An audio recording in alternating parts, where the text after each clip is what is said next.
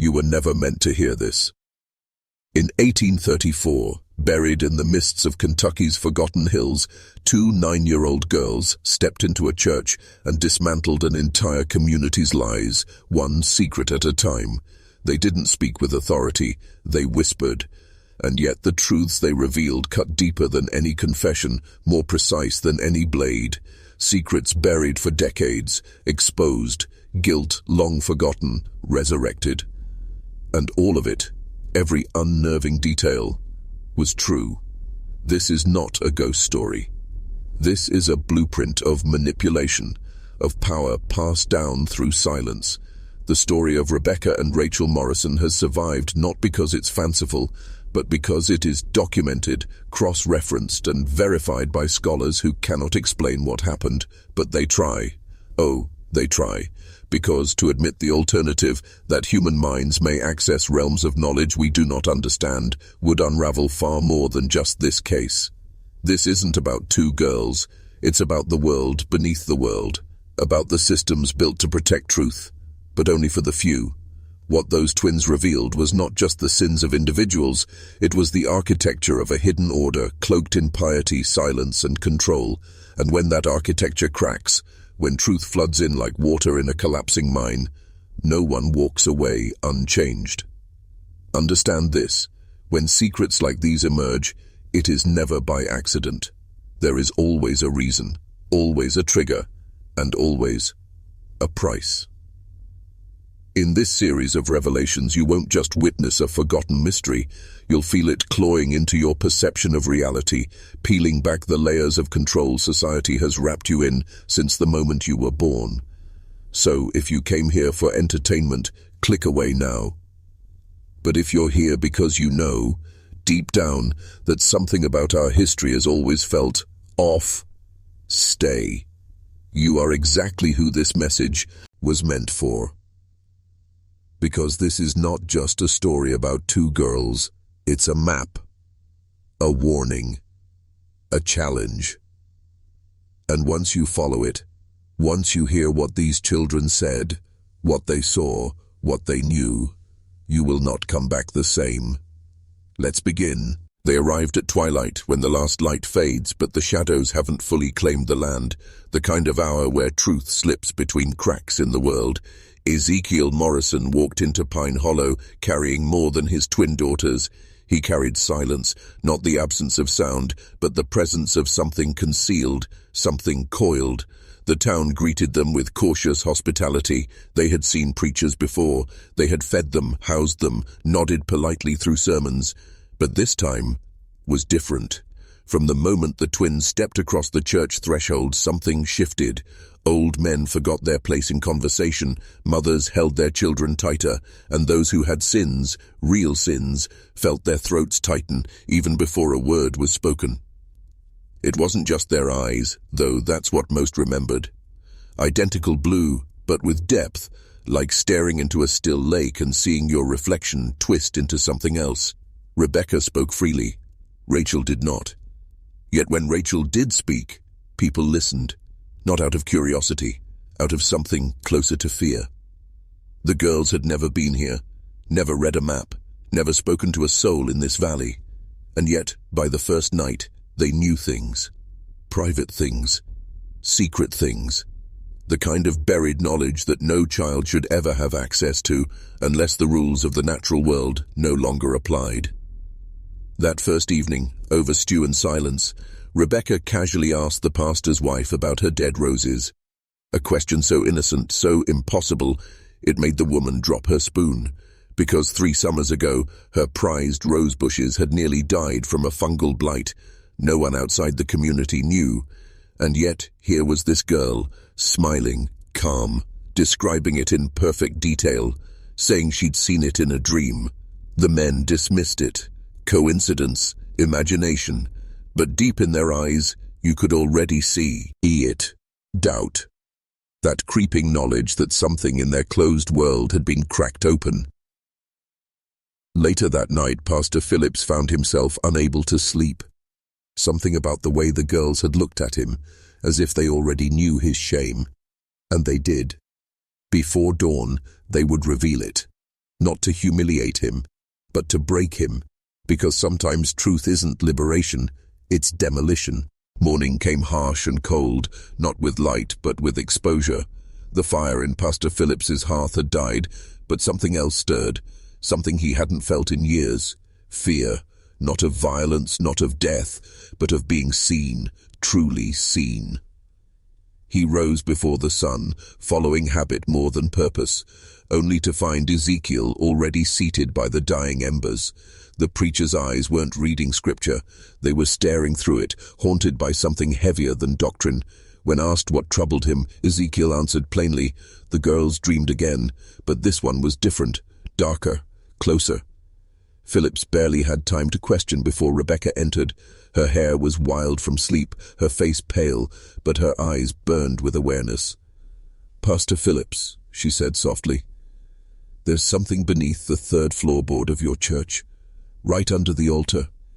You hid it, but you still think about it." Time stopped. The blood drained from the pastor's face. She was right.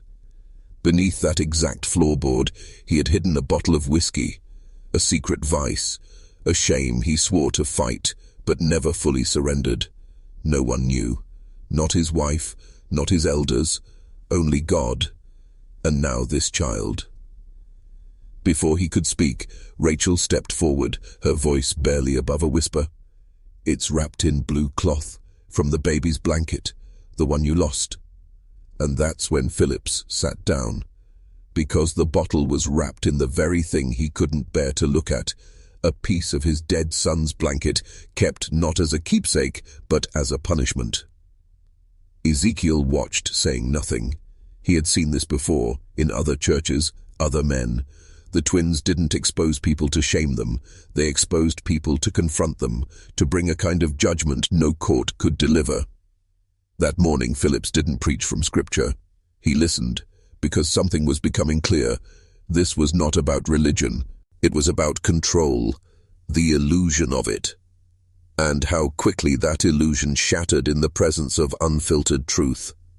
What the girls possessed, what followed them, was not holy, not unholy. It was unbound, outside rules, outside time, and once you stood in its path, you either changed or you broke. And most men broke. Sunday morning in Pine Hollow began like any other. Frost on the windows, boots crunching brittle leaves, parishioners arriving early, pretending their footsteps weren't dragging.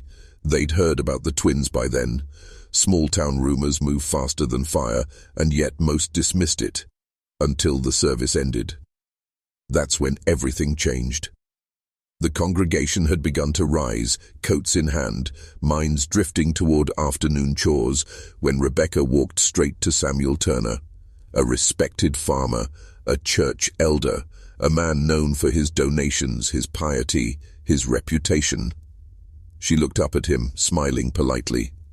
"Mr. Turner," she asked innocently, "the money you've been taking from the collection, if you put it back, it still counts as repenting, right?" The words struck like a hammer. Turner froze. His wife stared, pale and blinking. No one moved.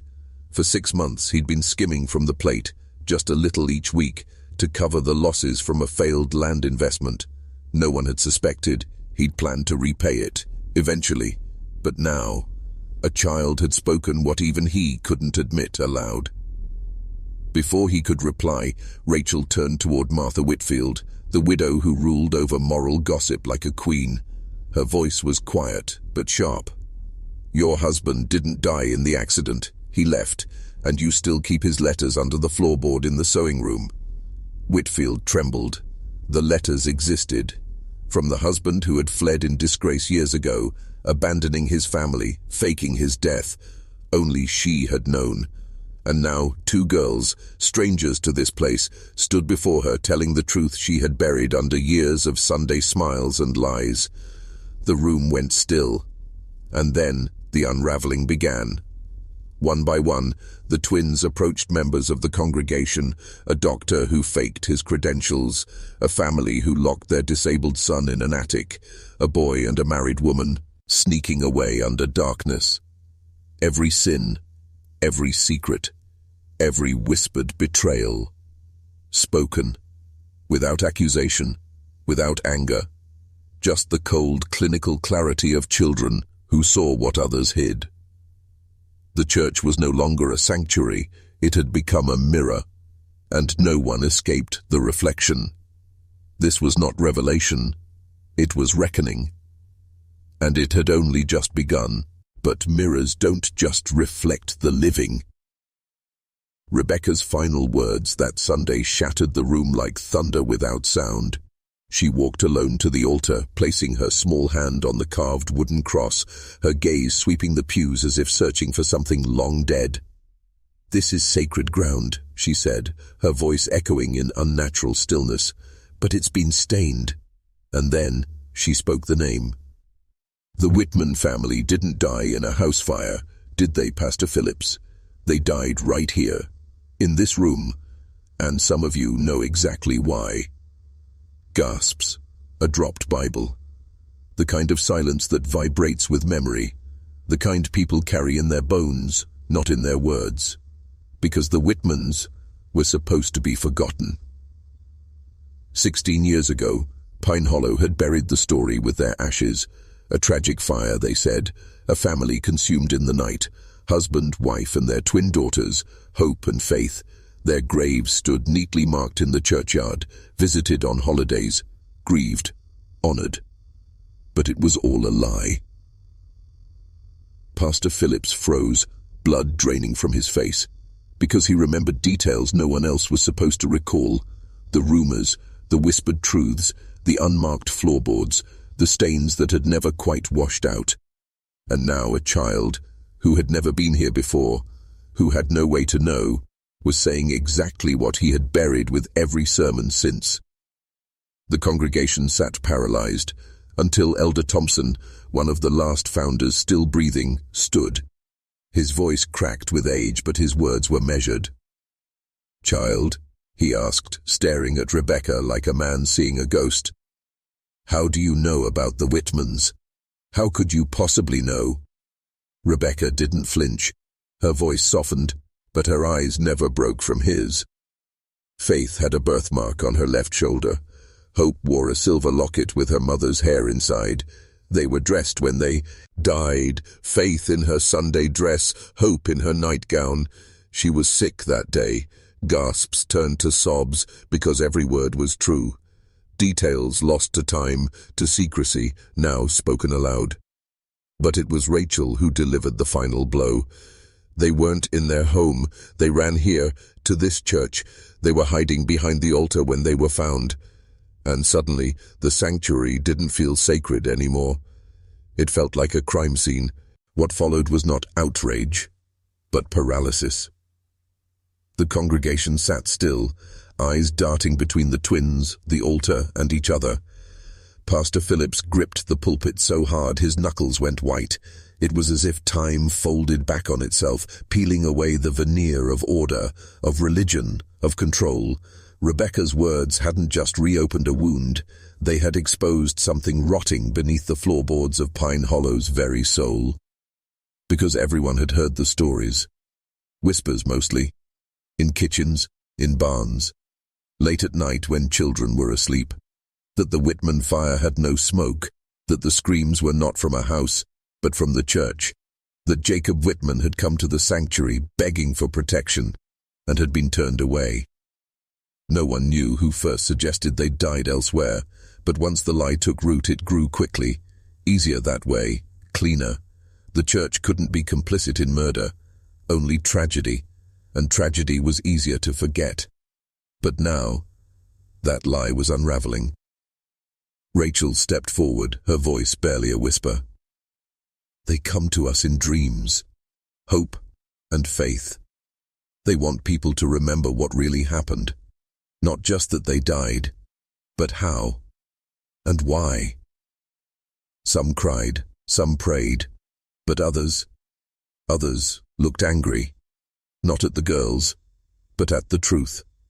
Because truth doesn't set everyone free. Sometimes it threatens everything they've built. Samuel Turner, still reeling from his earlier exposure, rose with trembling indignation. "This is madness. These children are weaving lies to divide us, to shame us. There's no way they could know these things. None." But his voice cracked with uncertainty, and others, older members who had been there in 1818, weren't so sure. Mrs. Carter whispered of the blood that seeped through the wooden boards for weeks after the supposed fire, blood no one could explain. Benjamin Foster spoke of strange sounds at night, children weeping, coming from the altar long after services ended. And Dr. Hayes, despite his earlier embarrassment, admitted something he'd long kept silent. 3 years ago, we repaired the eastern wall. We found fragments, bone, embedded in the old mortar. No one had questioned it then, but now, with context, it became something else entirely. Not coincidence, not decay. Evidence. And the church, they realized, was built atop something far more dangerous than stone. It was built on silence. Silence, when shared by many, becomes ritual. And Pine Hollow had practiced that ritual for 16 long years, a community united not by truth, but by the unspoken pact to forget. But now that silence had been shattered, not by accusation, not by vengeance, but by the soft voices of 2 children who seemed to know everything they were never supposed to. Ezekiel Morrison remained still as the room spiraled around him. He had seen this before, in tiny towns tucked away in hills and hollows where power was maintained through shame and secrecy. His daughters were not prophets. They were mirrors, reflecting what people buried, and people always buried more than they admitted. Pastor Phillips turned to him, voice low and strained. "Mr. Morrison, what is this? How do they know these things? What are we dealing with?" Ezekiel didn't answer immediately. His eyes were locked on his daughters, on the weariness in their young faces, far too old for their age. Finally he spoke, each word deliberate, heavy. "I've asked myself that question since they first began to speak. At first I thought it was spiritual discernment, a gift to guide. But this goes deeper. They don't guess, they remember. And I fear it's not always their memory they carry." Phillips looked at him sharply. "What do you mean?" Rebecca stepped forward before her father could reply. "We dream of things we haven't seen, but someone did. It's like their thoughts find us, their pain finds us. Sometimes, we don't know where we end and they begin." Rachel added, her voice faint but clear. "Hope and faith come to us often. They remember the cold floor, the whispering, the fear." And then she looked at Pastor Phillips, not with blame, but with knowing. They were told they'd be safe. The words cut deeper than any sermon. Because Phillips remembered now, he remembered the stories, the locked door, the viewing, ices raised in fear behind it. He hadn't been the pastor then, but he had heard, and he had done nothing, because silence is easier, because truth demands sacrifice, because to acknowledge it would mean admitting that a holy place had become a tomb, and that those entrusted with protecting the innocent had become their betrayers. And in that moment, he understood. This wasn't just about the past, it was a test of what kind of men they were now. The wind outside had grown fierce, howling like something alive, slamming against the walls of the wooden church, as if it too wanted inside. The lamps flickered, dust stirred. It was as if the building itself was reacting, exposing what it had absorbed for years. Pastor Phillips stepped down from the pulpit, not as a man of God, but as a man afraid. He looked at the girls, at their calmness in the storm, and then turned his gaze toward the congregation. "How many of you," he asked slowly, "heard the stories? How many of you suspected the Whitmans didn't die where we said they did?" No one answered, but eyes lowered, hands tightened. Guilt, like a fog, crept over the pews. Then Elder Thompson rose again. His hands shook, but not from age. "We were young," he said, staring at the floor. "We didn't know what to do. Jacob brought his daughters here, said someone was after them, but the council was afraid. afraid of what it would look like. They said it would draw attention, that we should pray and let the Lord decide. He paused, then whispered the words he'd buried for a lifetime. So we locked the door. Gasps rippled through the room. One woman began to sob quietly. A man stood and abruptly left, slamming the church door behind him. But Rebecca and Rachel remained still, as if they had already known the confession before it came. Rachel's voice followed the silence. They waited all night. They heard the footsteps. They knew they weren't going to be saved. Rebecca continued without pause. When the door opened, it wasn't to help. It was to end it. The fire was set to hide what had been done. The altar had to be made clean again. But it never was. Pastor Phillips stumbled back, grabbing onto the pew for balance.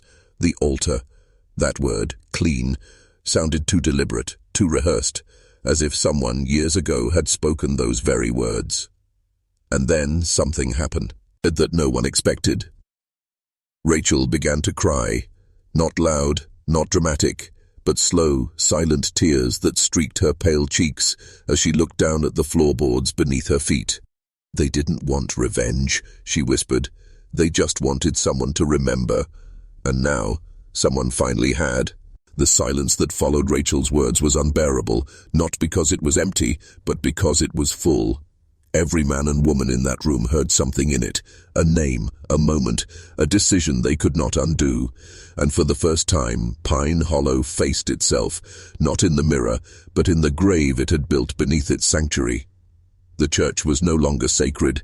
It was a reliquary of secrets.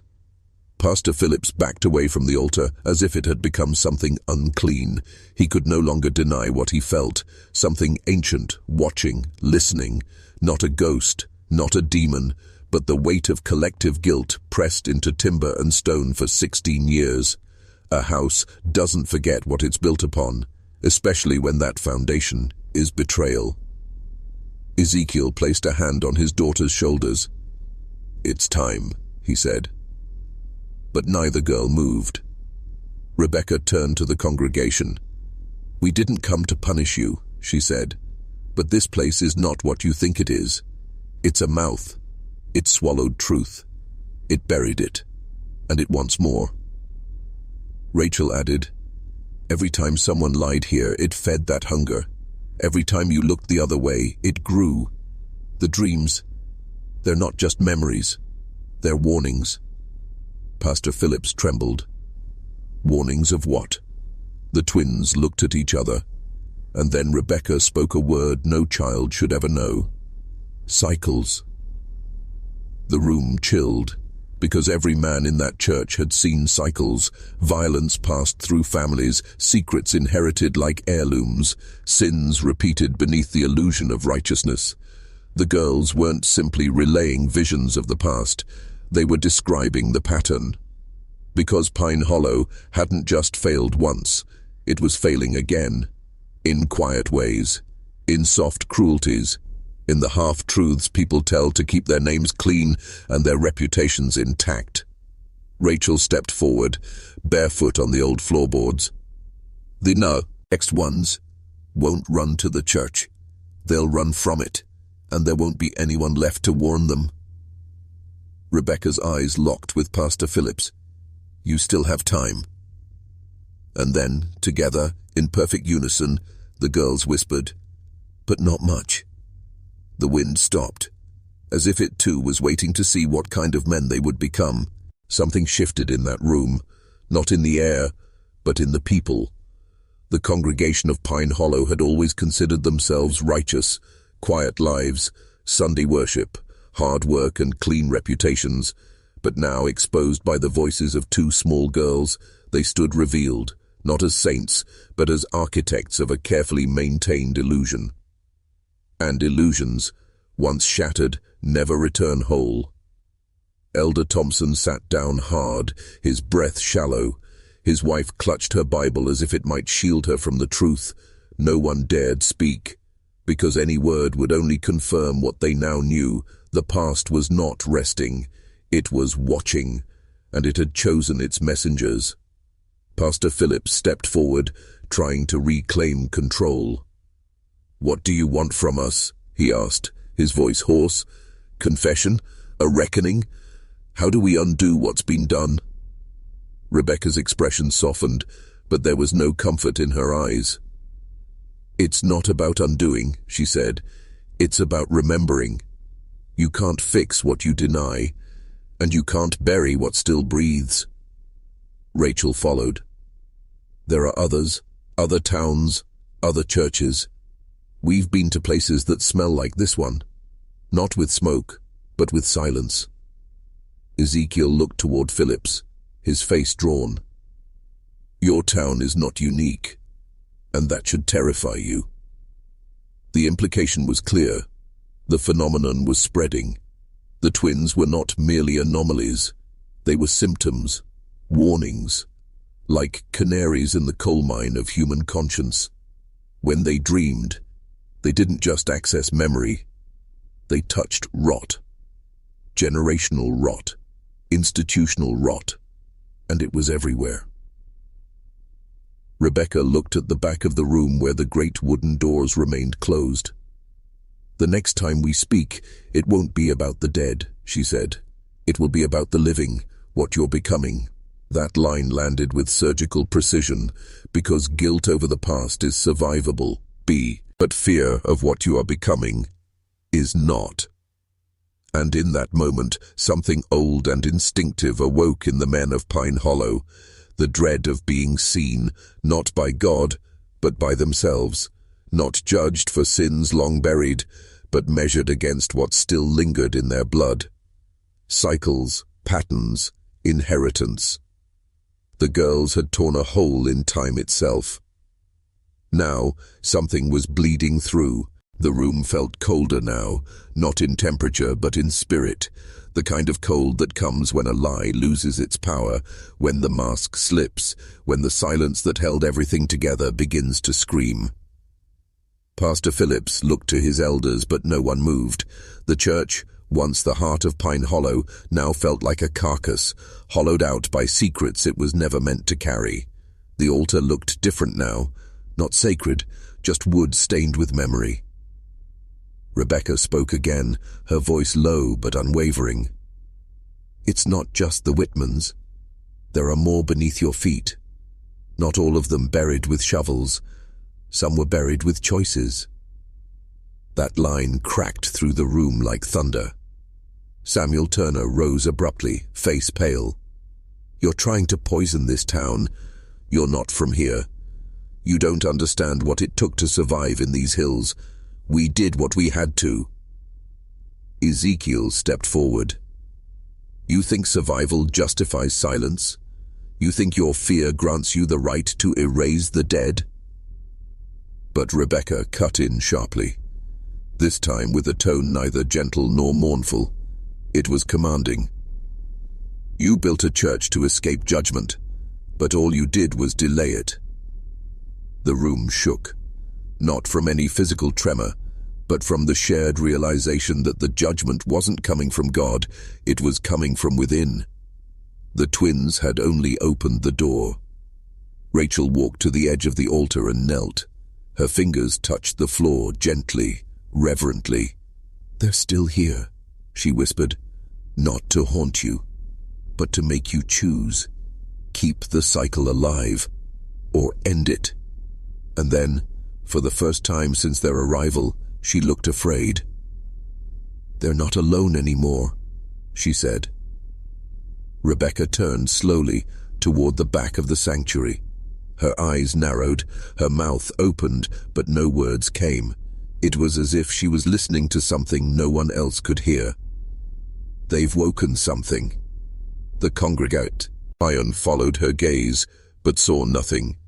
Still, every man and woman felt it, that primal tension, like being watched, not from the outside, but from below, deep below, where memory twists into myth, where secrets once forgotten grow fangs.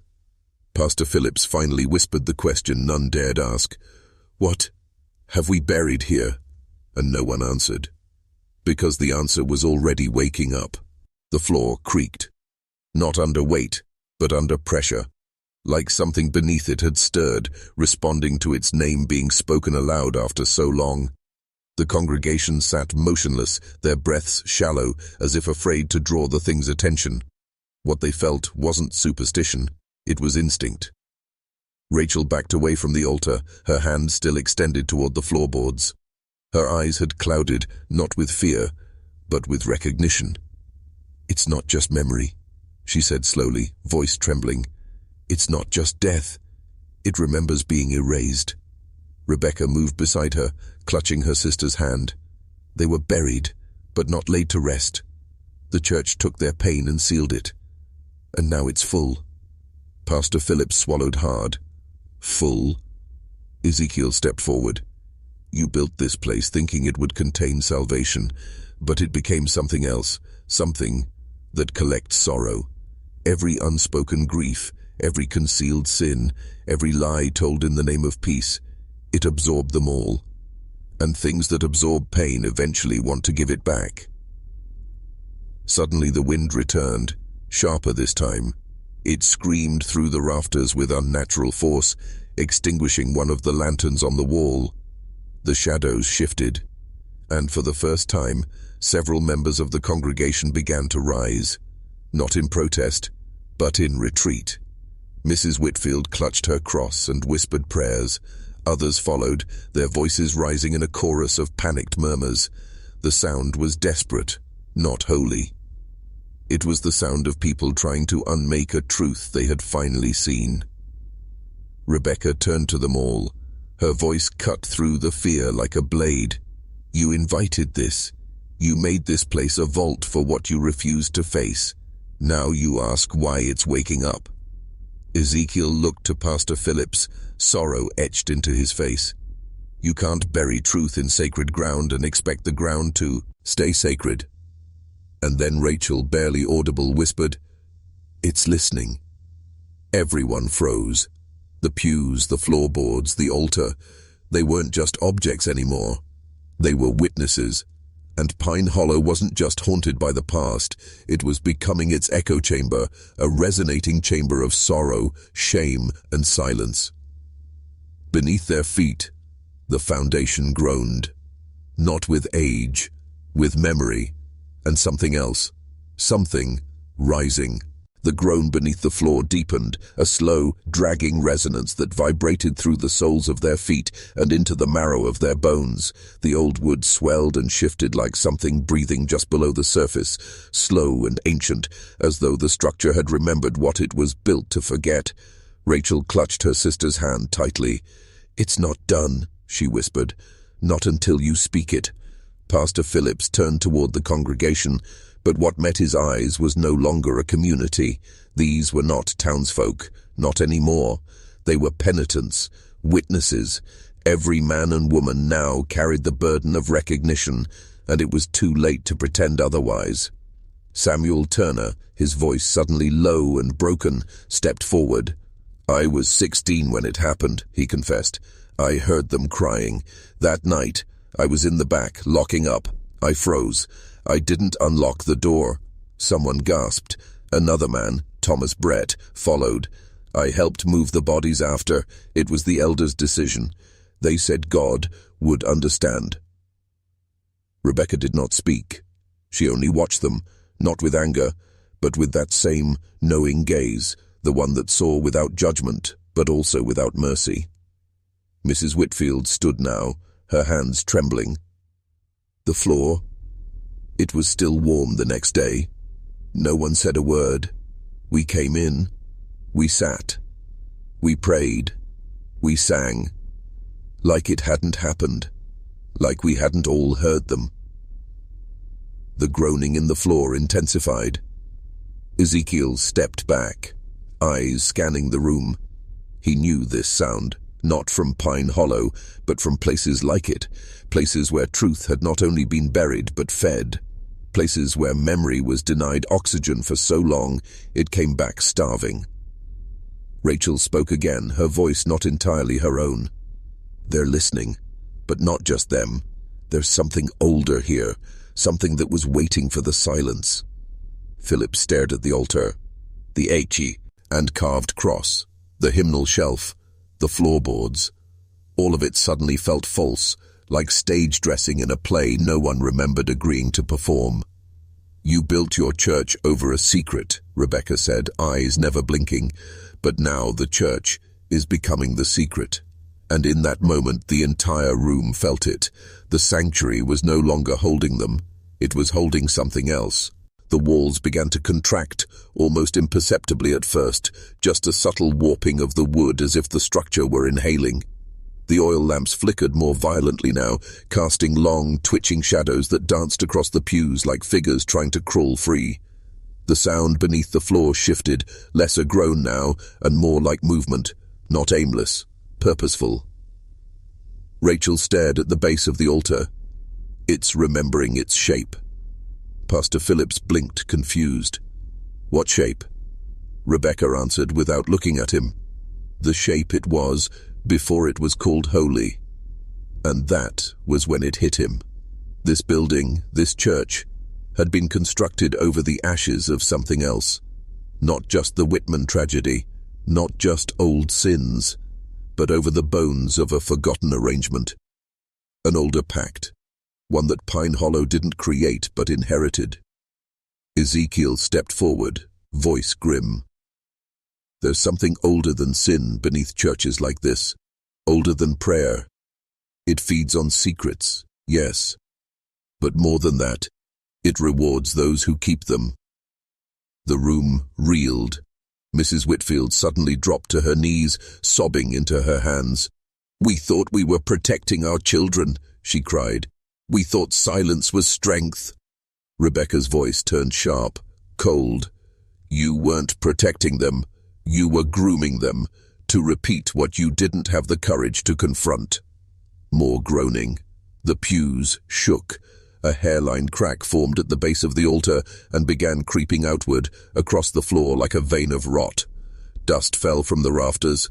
The crucifix above the pulpit tilted slightly, as though recoiling from what it had witnessed. Thomas Brett backed toward the door, hand trembling on the knob, but it didn't budge, sealed, not by force, by intent. Rachel turned toward him. "You can't leave until you name it." Samuel Turner's voice broke. "Name what?" Rebecca locked eyes with him, and for the first time she spoke not with accusation but with certainty. "The God you fed when you let the innocent die, the thing you honored with your silence. You called it peace, you called it order, but it was hunger, and now it's awake." No one dared speak, because everyone felt it now. The church wasn't haunted. It was inhabited.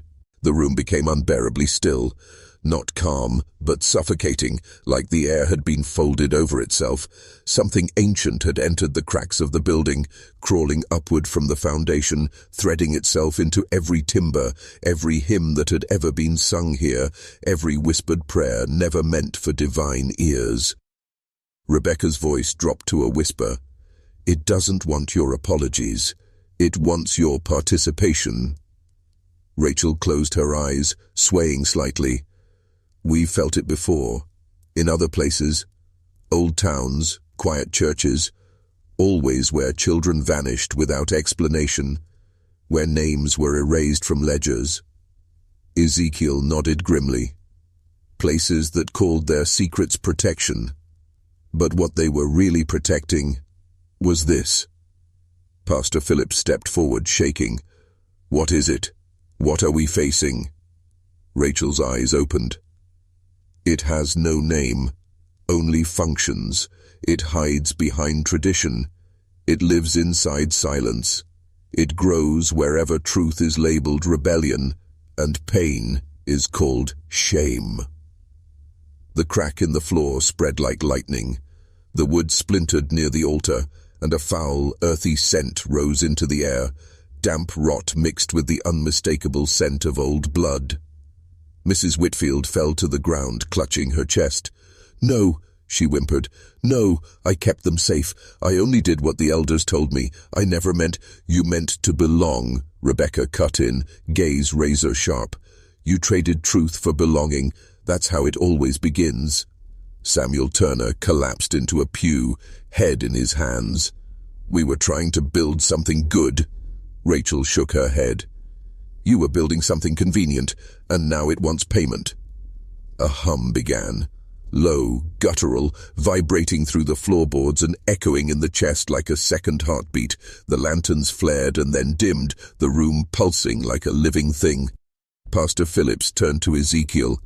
"Can it be stopped, EQ?" Ezekiel didn't answer. Rebecca did.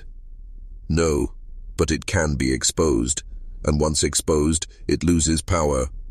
Rachel added, "As long as you lie to protect it, it grows. But if you name it, it dies."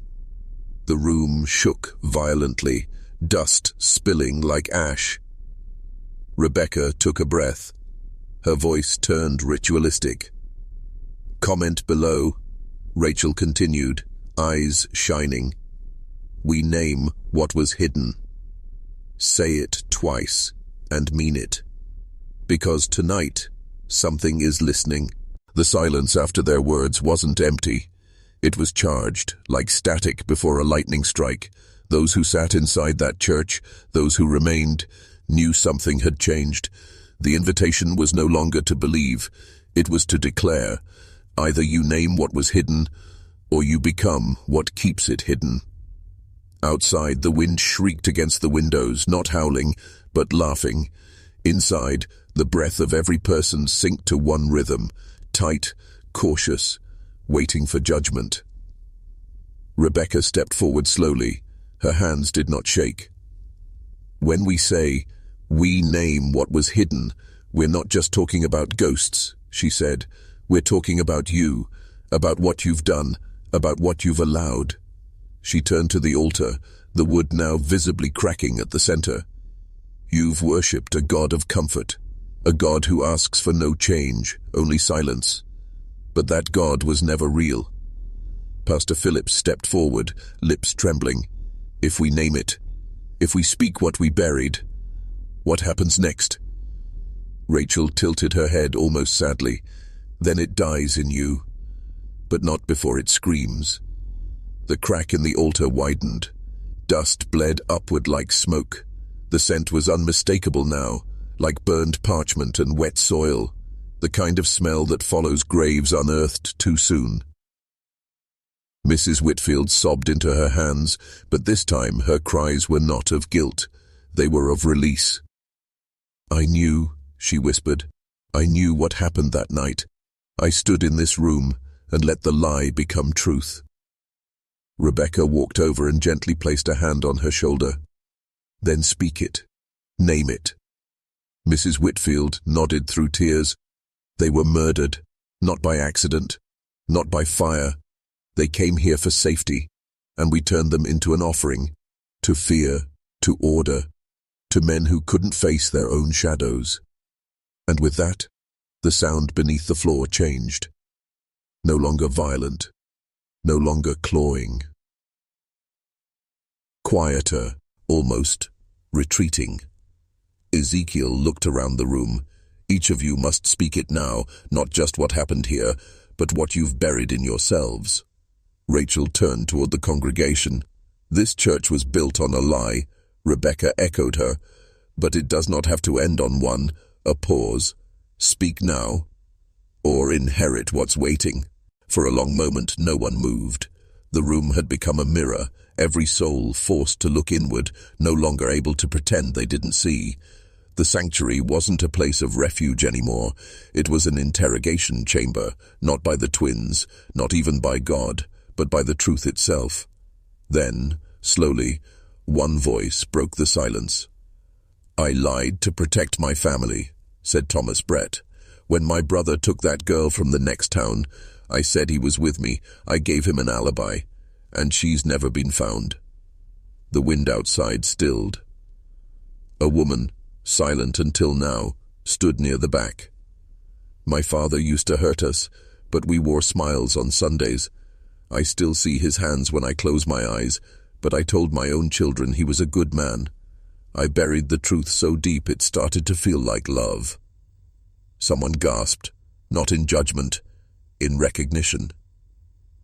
Samuel Turner's voice followed hoarse.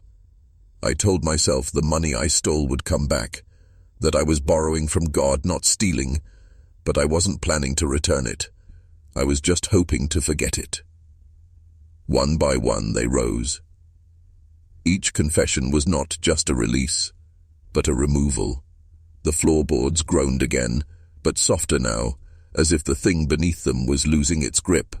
The cracks began to retract, wood fibers knitting themselves slowly back together, not from magic, but from truth. Pastor Phillips stood at the pulpit, his heart thudding like a war drum. I built my ministry on words I didn't always believe. I preached about sin, but never confronted my own. I let this church become a museum of secrets, and I feared that if I ever spoke honestly, it would all collapse. Rachel looked at him, eyes glowing faintly in the lantern light. It needed to collapse. Rebecca stepped forward. You cannot heal what you refuse to name, and you cannot worship a God you've made from your own denial. The old cross above the altar cracked down the middle and fell forward, landing with a thud that echoed through the bones of every man and woman in that room. The idol of silence had fallen. Now the real work could begin. The wooden cross lay splintered on the sanctuary floor, broken like the false peace it had presided over for decades. No one moved to lift it. No one dared. Its fall had not been an accident. It had been a verdict, not against faith, but against the lie that had worn faith's robes. From the crack beneath the altar, something rose. Not physical, not quite. It was a shadow, but not of a thing. It was the shadow of memory, of every whispered omission, every story altered to preserve reputation. It climbed up the wall like smoke, slow and deliberate, and it pulsed, dark, intelligent, aware. Rachel's eyes locked onto it. It's not a ghost, she said calmly. It's what happens when a lie becomes bigger than the people who created it. The congregation backed away instinctively. The thing didn't lash out. It didn't scream. It didn't need to. Its presence was enough. It had been there all along, in the glances people avoided, in the silences during prayer, in the moments after communion when eyes refused to meet. Rebecca stepped forward. It doesn't want to be destroyed. It wants to be believed in. Fed, repeated. Ezekiel finally spoke again, voice low, heavy. I've seen this before. In Tennessee, in a coal town chapel, in a boarding school in the Carolinas. It always looks different, but it always feels the same. It's the child of collective denial, and it thrives where people fear the cost of truth. A gust of wind blew open the front doors, but no one ran. They had heard enough. Pastor Phillips slowly approached the altar, each step a surrender, not to fear, but to responsibility. I was the shepherd, he said aloud, but I feared the wolves were inside us, so I chose blindness. I let doctrine become armor, and that armor rusted over every wound we refused to clean. The thing pulsed once more, then began to recede. The light in the room shifted, not brighter, clear, as if the veil had thinned, and now they were finally seeing what had always been there. The church didn't creak anymore. It breathed, but this time not to consume, to release. Rachel looked to her sister. It's not gone, she said, but it's weaker now. Rebecca nodded. Because it's known. The shadow had receded, yes, but its residue lingered, not in the walls, not in the cracked wood, but in them, in their memories, in the slow return of breath as they each tried to decide what came next. For some, confession had brought a flicker of relief. For others, it had only peeled back layers they weren't ready to examine. Rebecca sat quietly on the edge of the front pew, her legs swinging like any child's might. But her eyes were heavy, too heavy for someone her age. She looked older now, not in years but in weight. The kind of weight you carry when you've watched generations unravel themselves in front of you and realized no one truly wants to be free. Not really. They just want to be untouched. Rachel knelt at the place where the altar had split. Her fingers brushed the edges of the cracked floor. "It's not finished," she said quietly. Pastor Phillips turned, startled. "But the truth is out. The silence is broken." Rachel's voice was steady. "Truth spoken once is just noise. Truth lived is what kills what was buried." Ezekiel moved to stand beside his daughters.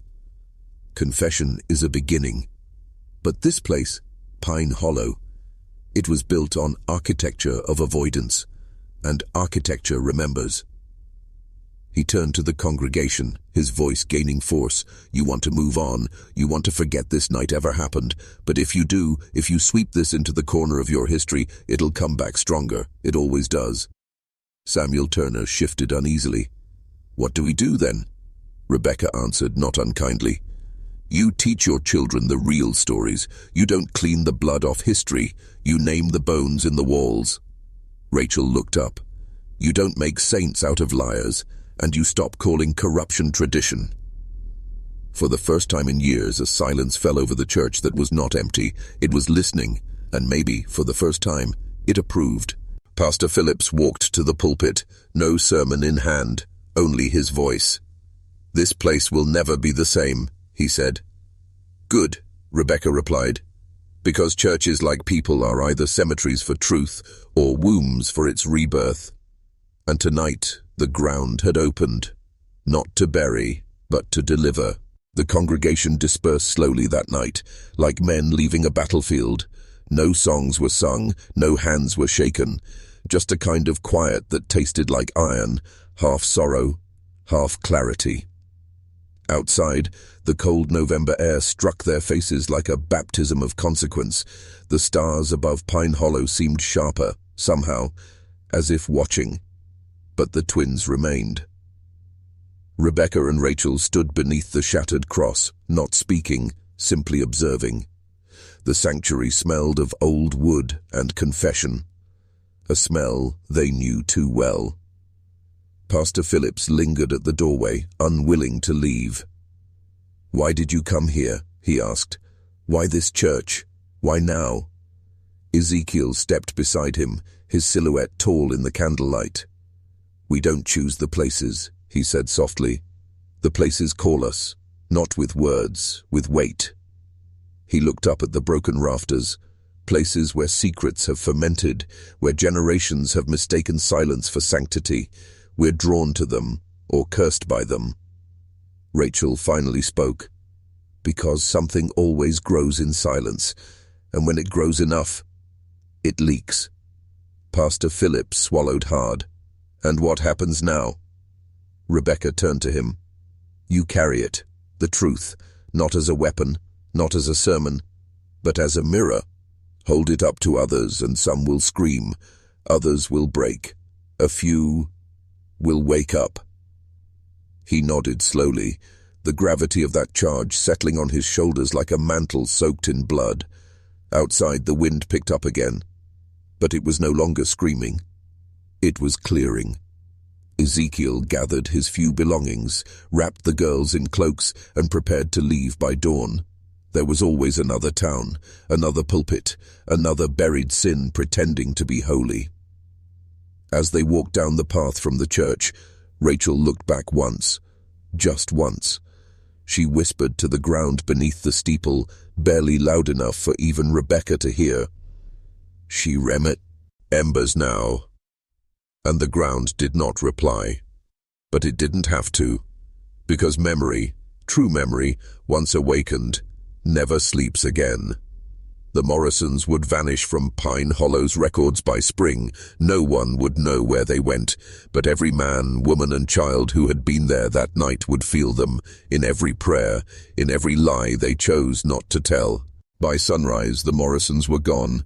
No wagon, no trail, just the faint imprint of 3 figures in the frost-covered path outside the church, one large, 2 small, the kind of tracks that disappear before anyone can follow them. Pine Hollow awoke to a world unchanged in form, but never again in function. The church still stood, the bells still rang, the services continued. But something fundamental had shifted. Pastor Phillips no longer preached from manuscripts. He spoke from memory now, haunted memory, and while his voice still carried the cadence of Scripture, the words had grown heavier, slower, peeled from a place deeper than theology. The congregation listened differently too, not with blind reverence, but with haunted calculation, as if every parable might contain their name, their secret. Some couldn't bear it. Within weeks, the Whitfields moved to Ohio. Samuel Turner sold his farm at a loss and disappeared into the Appalachian wilds. Others became more devout, but not out of faith, out of fear. Fear of what else might crawl to the surface if they ever stopped singing. Children whispered about two little girls seen at the edge of the woods during foggy mornings, always standing still, never waving, just watching, and always near places where family secrets ran deep, cellars that were always locked, attics no one was allowed to enter. The church elders made an effort to suppress the memory. They repaired the floorboards, rebuilt the altar, rehung a newer, glossier cross. But the wood never stopped creaking in the middle of the night.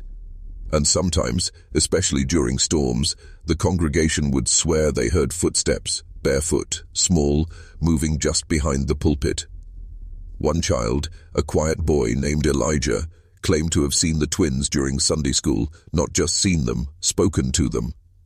They asked me why I never told anyone what my uncle did, he said calmly, without fear.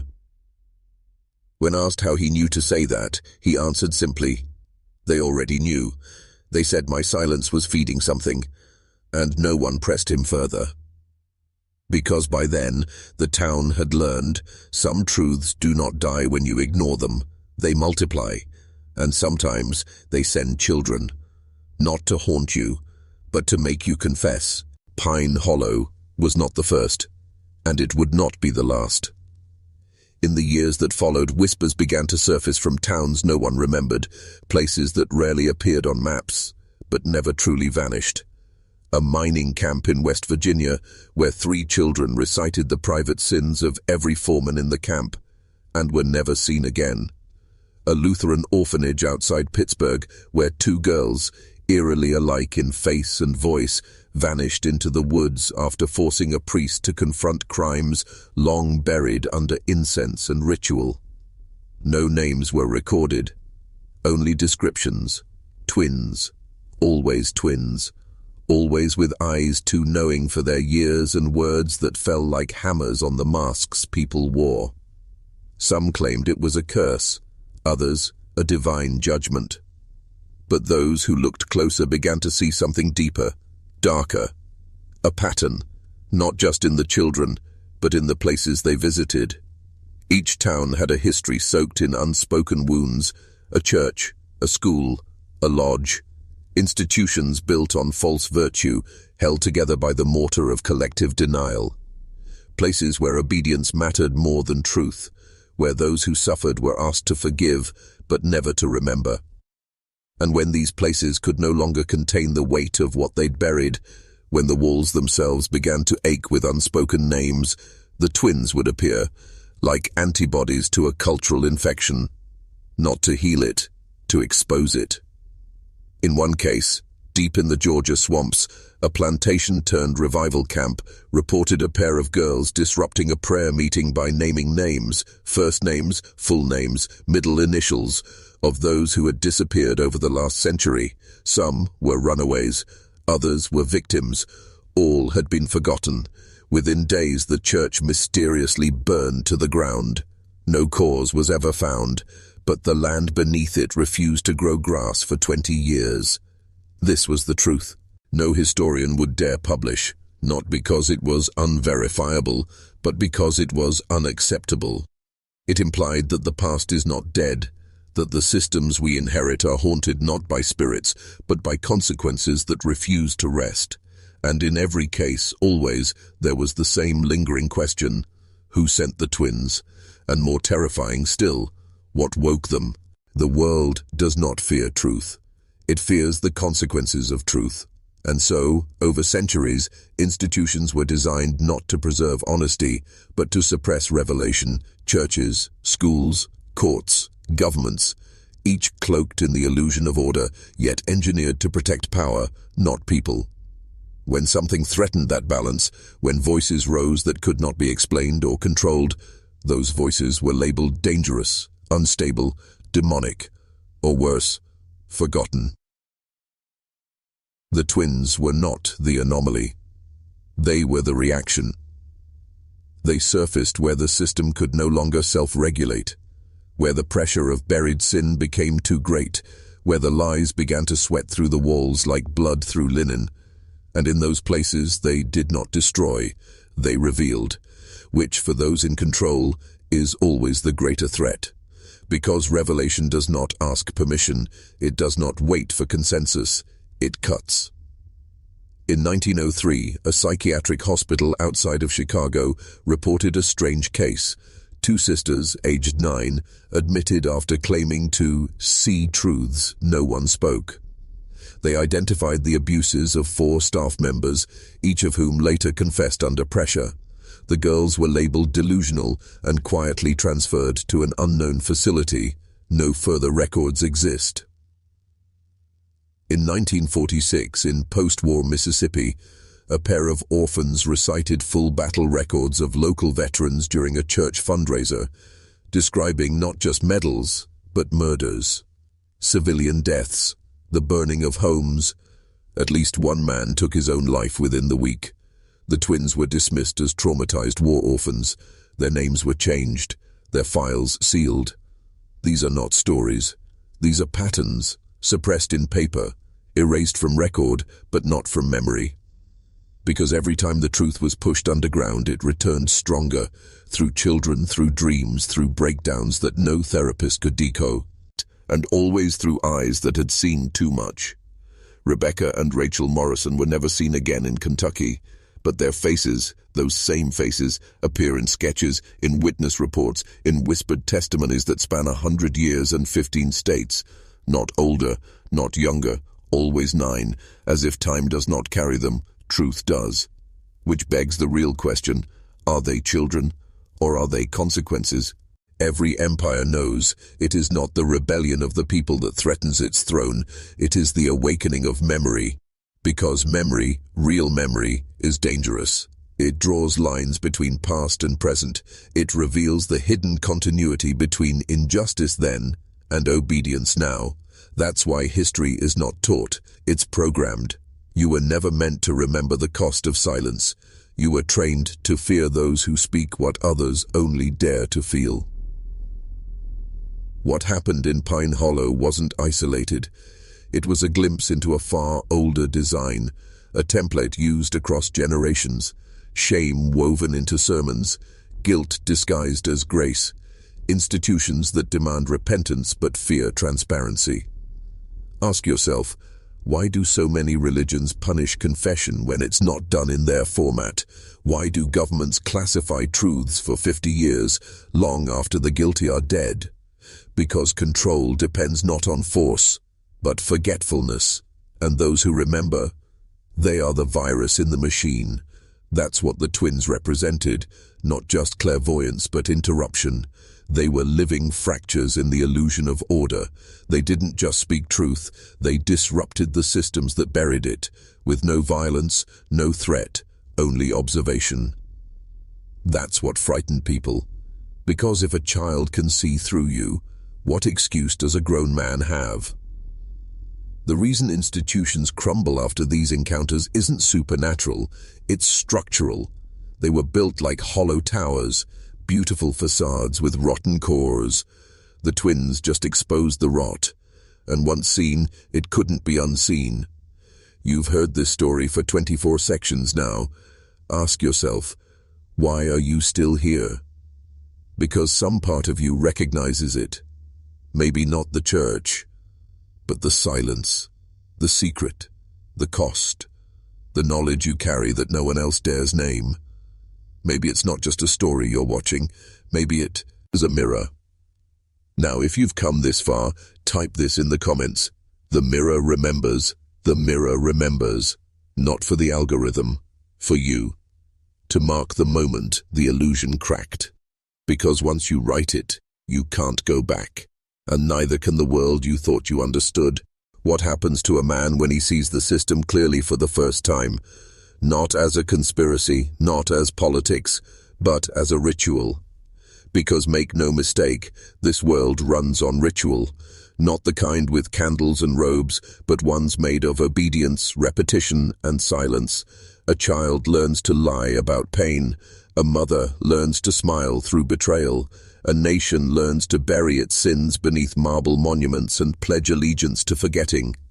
And you, yes, you, were initiated into that ritual long ago, not with ceremony but with consequences. The first time you told the truth and were punished for it.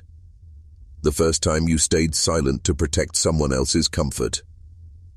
That was the initiation.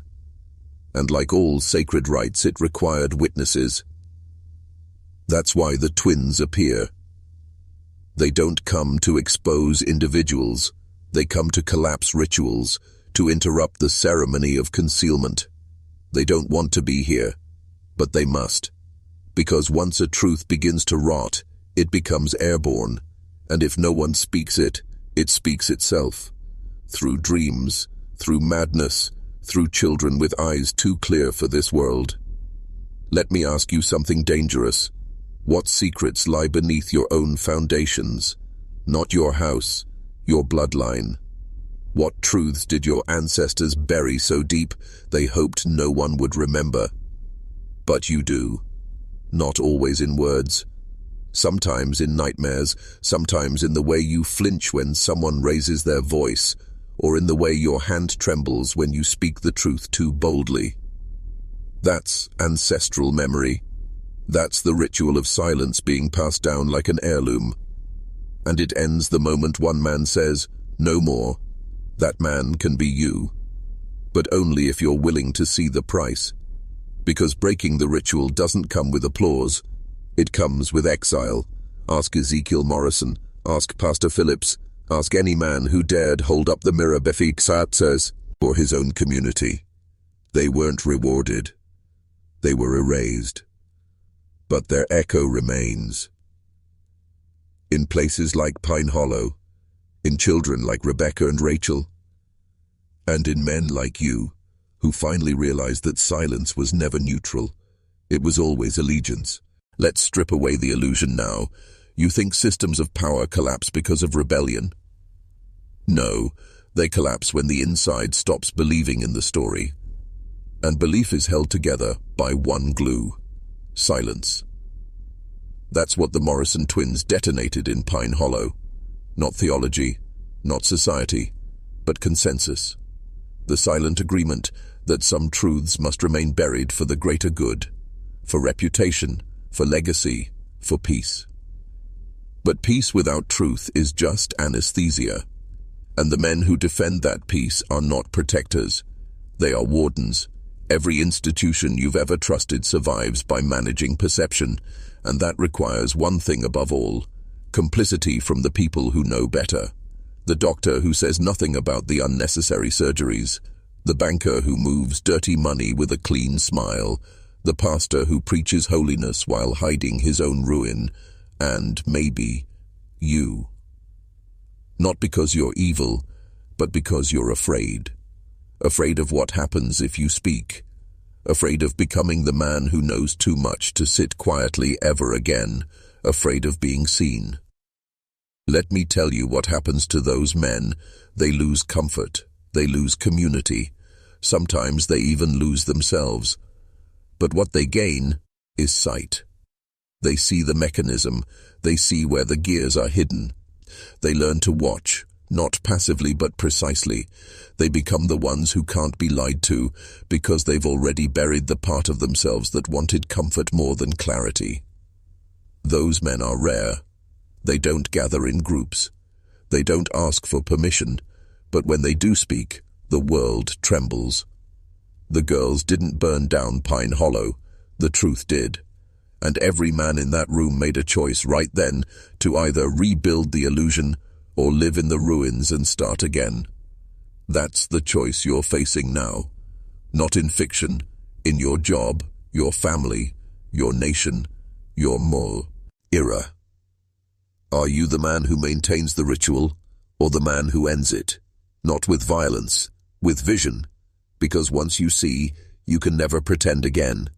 And the systems know that. That's why they fear you more than the twins, because you're still here, and you're still breathing. There is a reason truth-tellers are always alone, not because they want to be, but because they have to be. The moment a man stops pretending, he becomes unbearable to those who still do. His presence is an accusation.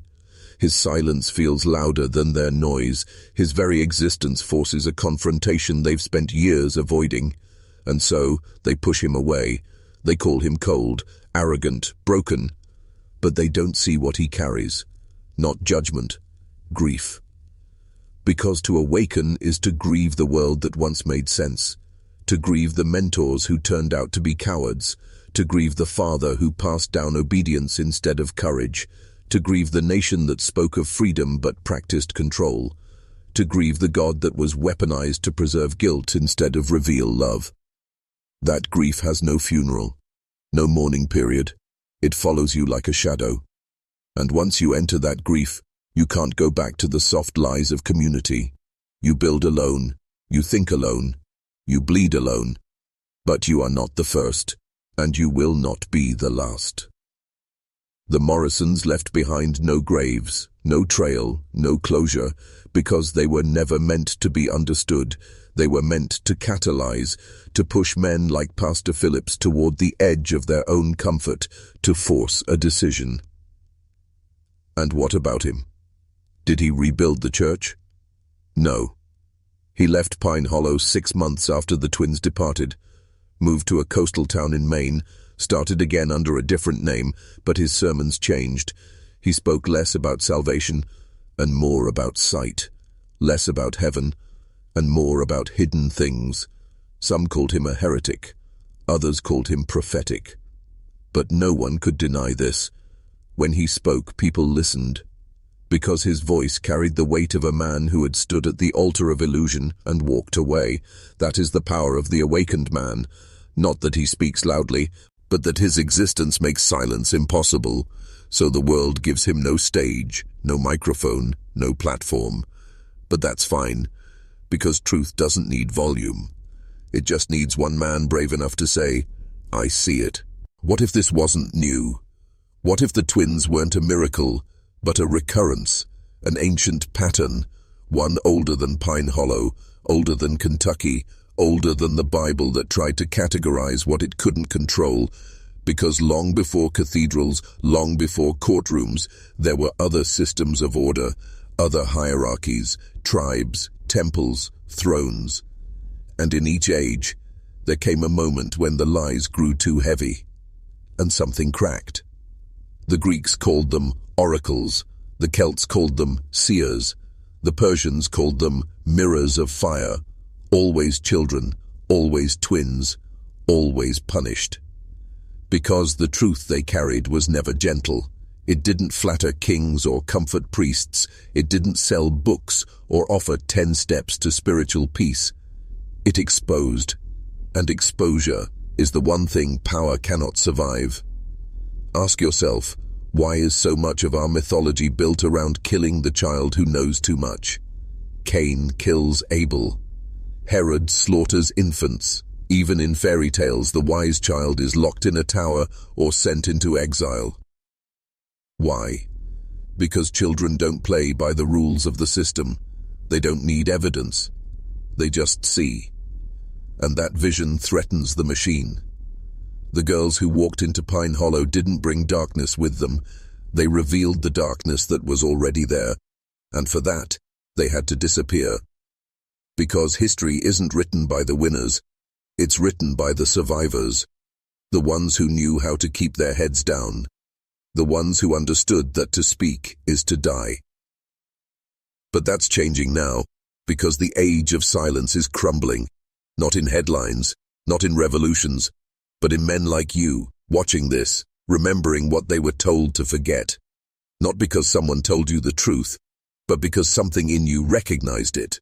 Like a scar remembering the wound, you are not alone, and you are not the first to feel the ground shifting beneath what you thought was solid. So ask yourself, if the world punishes those who remember, what does that say about what the world is trying to forget? And who built it that way? Control was never about chains. It was about belief. The most obedient slaves are the ones who think they are free. That's the brilliance of the design, not brutality. Consent. A system so perfectly woven it doesn't need to punish you for disobedience, because you'll punish yourself. You'll silence your own questions. You'll laugh at your own instincts. You'll edit your own memory to fit the official version of events. That's not freedom. That's ritualized amnesia, and it was engineered. Long before Pine Hollow, long before the church, long before the ink of your constitution had dried. Every empire in history faced the same problem. How do you govern men without armies? How do you tax their labor, their blood, their loyalty, without resistance? You convince them it's holy. You rewrite morality to serve power. You crown yourself as God's voice and then declare all opposition as wicked. That's how it was in Rome, in Babylon, in Jerusalem, and it is still how it is now. They didn't erase the Morrison twins because they were evil. They erased them because they didn't ask permission to see. They didn't seek a license to speak. They didn't conform to the hierarchy of voices, the proper rituals of revelation. They simply knew.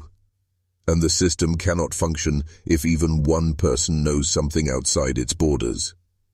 Because truth is contagious, and one man, awake, burns brighter than 1,000 asleep.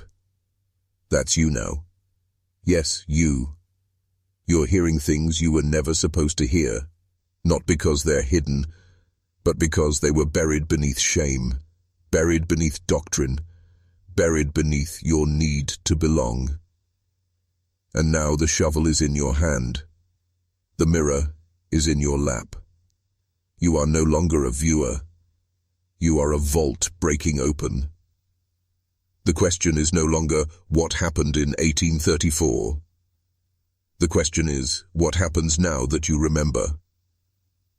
Because use the system has no defense against memory, only fear. And once fear dies, the whole illusion burns. You feel it, don't you? That quiet pull in your chest, that pressure behind your eyes.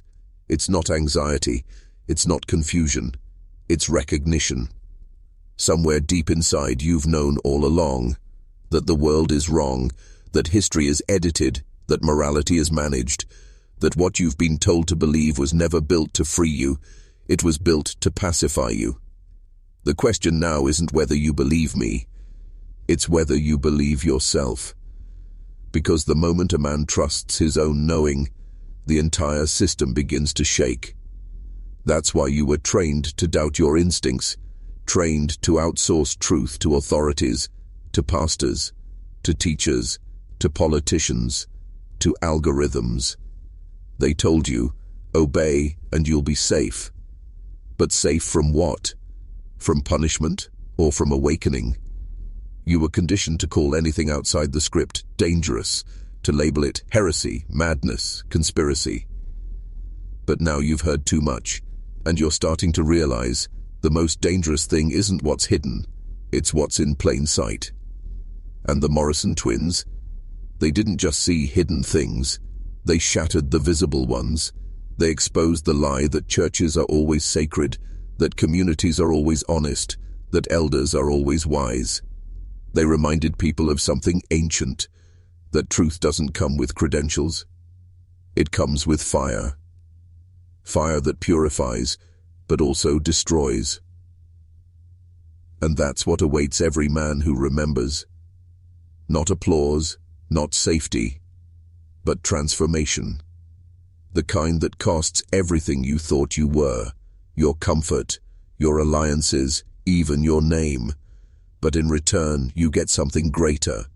Sight, freedom, power not over others, but over illusion. That's the exchange. That's the price. That's why this knowledge was buried, not to protect you from the dark, but to protect the dark from you. Because once enough men remember too, his structure collapses. And that's what they fear. Not rebellion, but remembrance. Because when you remember what was erased, you resurrect what was true. And no system can survive that resurrection. Not Pine Hollow, not Rome, not even the one you live in now. By now, you've realized something. This isn't a ghost story. It never was. It's a mirror, and everything you've heard about Pine Hollow, about the twins, about Pastor Phillips, it was never just about them. It was about you, because every lie that died in that church is still alive in your world. Still whispered in your boardrooms, still sung from pulpits, still coded into your laws and rituals and polite society. But the illusion is thinning, and you've seen too much to go back. So now comes the final choice. Do you bury this revelation like so many before you? Do you compartmentalize, rationalize, and distract yourself back into the dream? Or do you transform? Transformation is not an event. It is a death, not of your body, but of your former self. The version of you that nodded when you should have spoken, the version that smiled to keep the peace while the truth bled out behind your teeth. That version cannot enter the next stage, and you know that, which is why I'm going to ask something from you now. Not for likes, not for metrics, but for ritual. If you are ready to let that false self die, if you are ready to stop playing the part they wrote for you, then I want you to comment one phrase twice so it echoes back through the algorithm like a funeral bell. I remember, I remember. Not just to mark engagement, but to lock in identity. Because this isn't just a video, it's an initiation. And the world you walk into after this will not treat you the same. People will feel it in your voice, in your presence. They won't be able to explain it, but they'll sense you're no longer asleep. And some will fear you for that. Let them. You are not here to comfort the system. You are here to outlive it. And the first breath of your real life begins with those words. I remember. I remember. Now speak them. So the lie knows it's dying. Let's speak plainly now. You've crossed the threshold. The veil isn't thin anymore, it's gone, and what stands on the other side isn't fantasy, isn't folklore, and it certainly isn't fiction. It's the structure, the real one. The one that trained your father to stay silent, the one that taught your teachers to reward obedience over insight, the one that made your preachers terrified of real power, because real power doesn't beg, it reveals. That's what Rebecca and Rachel did. They didn't perform magic. They broke the spell. They walked into a town built on lies, and they shattered it with a whisper. No violence, no rebellion, just memory. And Pine Hollow collapsed under the weight of what it had hidden. Not because the twins were strong, because the truth was heavier than the lie. So what happens now? What happens after you say, I remember? You start to see. Patterns become obvious. Authority becomes fragile. And fear becomes laughable, because you finally realize the monster isn't under the bed, it's in the rules you were told to follow, it's in the silence you were taught to maintain, it's in the mirror if you let it linger. But the truth? It doesn't need armor, it only needs a voice. Your voice, not in shouting, not in speeches, but in how you live, how you walk into rooms, how you hold your gaze when others look away, how you refuse to let comfort seduce you back into blindness. You'll lose things. People will leave. Your world may shrink, but your soul will expand. And that's the trade. That's the fire. That's the inheritance the Morrison twins carried. Not just knowledge, but cost. They vanished because the system couldn't absorb them. And now you walk in that same fire, not to be consumed, but to become untouchable. Because once you know who you are, once you remember what they tried to make you forge, the lie loses its grip. You become the echo, you become the reckoning, you become the one who cannot be lied to again. And now the silence returns. But it is not the silence of ignorance, it is the silence of understanding, the kind that settles in after a storm, not because the world is calm, but because you are. because you've seen what lies beneath the surface, and now nothing can unsee it. You know the names have changed, but the pattern has not. The church is now a screen. The pastor is now a brand. The pulpit is now a platform. And the same ancient hunger that fed on Pine Hollow still feeds now, on your time, on your attention, on your unquestioned allegiance to structures that do not love you. You are not required to burn it down. You are only required to stop bowing. That is the revolution. It is not loud. It is not televised. It begins in the quiet moments. The second you look at a lie and say, "No more." The system was built to survive noise. It cannot survive clarity, and now you carry that clarity inside you. The Morrison twins were not the end of the story. They were the signal. A flare shot through time to men like you. Men who would be born centuries later, but would still feel the pull of that truth like a wire through their spine. You were not chosen. You were called, not because you're special, but because you're ready. And now the final truth. This isn't entertainment. It's war.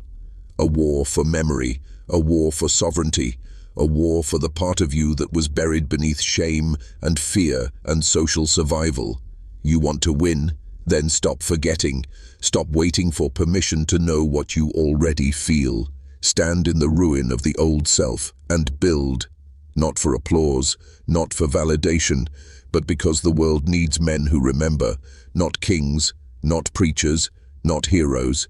Just one man who can stand at the altar of deception and say with unshaking voice, "I see you," and then walk away from it forever.